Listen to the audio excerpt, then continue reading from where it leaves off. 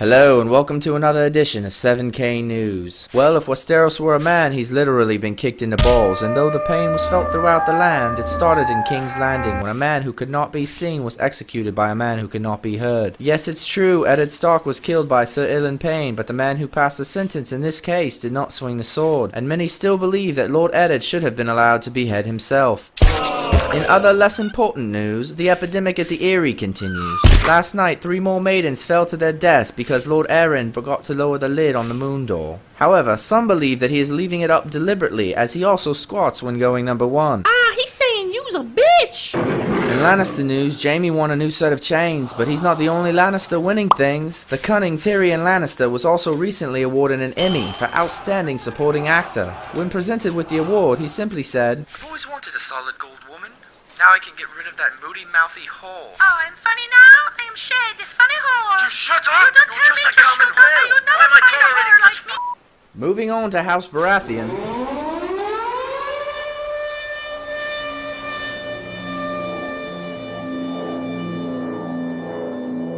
Tension is swelling between the Baratheon brothers, and it seems imminent that they will soon cross swords. The house has been literally split in half by Renly, but even at half strength, you won't want to turn your back on either of them. Stannis is a seasoned war veteran and is said to be as hard as iron, while Renly is an expert at flanking and rear assaults. Renly has decided to change his house words from Oz is the Fury to Oz is the Fairy, and once the change is completed by the premiere of the new drama, The Brokeback Mountain, That Rides, which also co-stars the captain of Renly's Rainbow Guard. Though early reviews differ on the drama, all critics agree that Sir Loras handles his mount like no other, and the mountain has the largest lance that they have ever seen. In astrological news, the recently discovered burning red comet is being regarded by many as a prophetically significant... Hold on. Really? Unbelievable. Fucking people.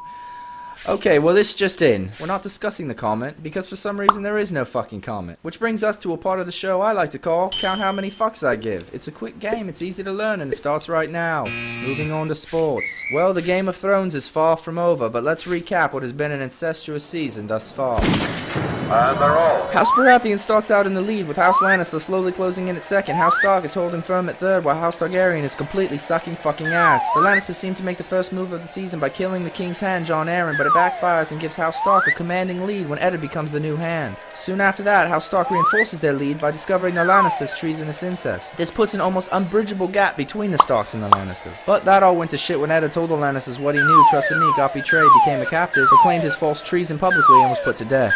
Oh, and the king died. Which was a kick in the gut for House Stark, but a brick in the face for House Baratheon, setting them way back. But if anyone can pull off a come-from-behind victory, it's them. While Eddard and the late Robert, and the late Eddard, were busy screwing up everything for everyone, House Targaryen made huge strides by gaining a massive army of warrior rapists. And the leader of said army brutally murdered Prince Viserys, which usually isn't a good thing, but it helped quite a lot in this case. Unfortunately, soon after all that, Daenerys would grow a spine and Khal Drogo's cock would grow a heart. Then wouldn't you know it, a cut rape and a witch later, and the Targaryens are right back in the middle of Sucktown where they started. Which leaves the Lannisters in the lead, the Starks dangerously close at second, and the Baratheons in third going into the second season. And that's all the news we have for you today. I'm Peter Baelish reminding you that even though this game can seem a bit cruel, justice will prevail in the end.